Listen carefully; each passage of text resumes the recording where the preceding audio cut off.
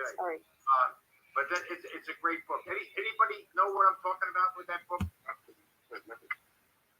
Oh, you know what? Don't feel bad, because I went to a Puritan convention. I was the master of ceremonies. I've been for a couple of years now, and I really get a kick out of it. But anyway, the bottom line, they're great people, and the big thing I try to do is get people to exchange information, and get out information to be able to help people. But anyway, I showed that book to the group, and the group went wild over it. And it's just a very interesting book, especially for children. Okay.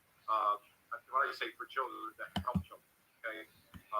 Now, of course, everything parlays over to adults. But I love this book that we're talking about here. Okay, we're going to have some fun. So next week we're going to be talking about what? We're going to be talking about the case of the disappearing spoon. Right? Those of us who read it, we will be speaking in much higher, knowledgeable terms with greater understanding of what it is that we do. Oh yeah. Is this it, Sam? Is it?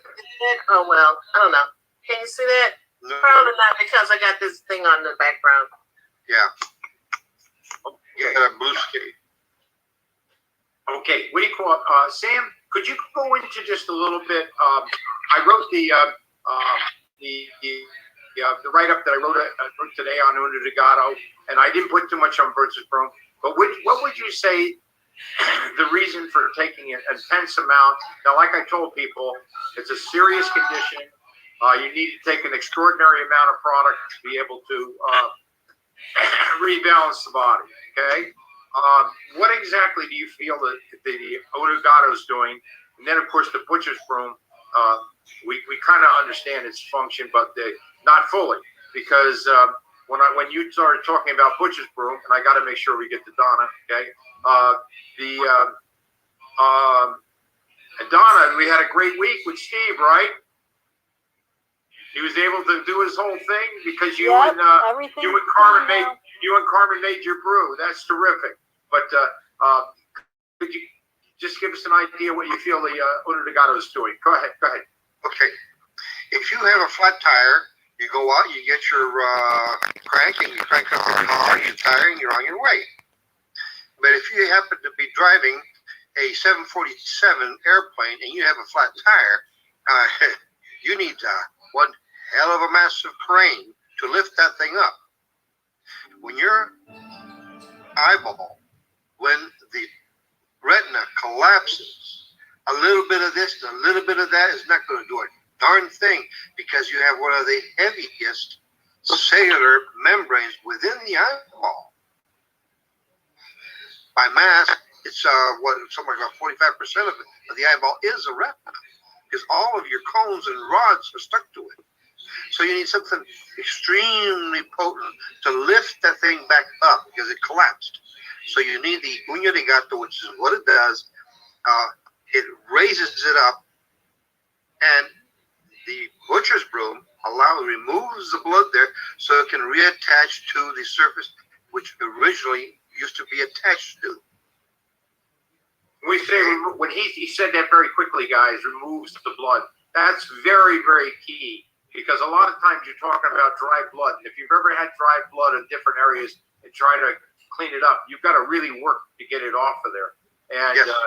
That was a huge find and a huge bit of information for me when you talked about blood, because up till then I had pretty much looked at Butcher's Broom for facts, not for dry blood or blood or contusions. We've all banged ourselves up in different areas in our body, okay, and you end up with all kinds of contusions inside, okay. But what is blood? It's a fat. Okay, go get your thumb, get a hammer, and slam it on your fingernail. Oh, yeah. You get this huge blister, right? It is imperative at that time, within a half hour, that you take a little tiny drilling bit and you drill a hole right in the middle of that nail. It's not going to hurt, and then a little spout of red blood jumps out. It relieves the pressure from inside. But once you let it sit a couple of days, it's dried up. There's nothing you can do about it. Your retina is now permanently down there. So then you have to go through the process of dissolving that thing. This is where the high amounts Butcher's Brew comes in, and then you come in with the other protocol, and you start pushing that like a one-arm paper hanger. Poor guy is in there trying to get that retina back where it's supposed to be. So the Unigato just gets everything moving and out of there. Okay, Yeah.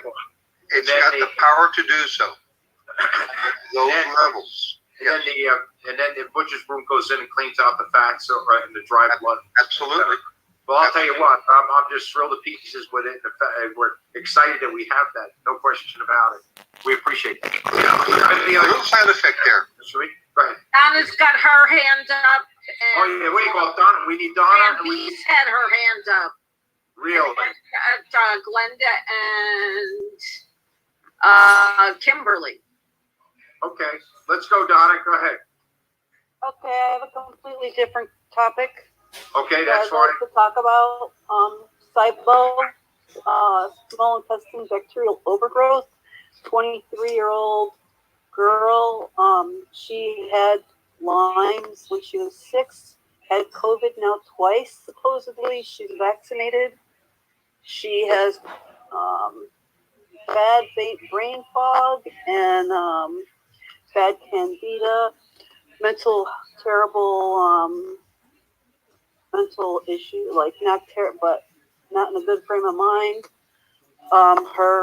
Before she had the second bout of COVID, she just was throwing up and having diarrhea when she would eat.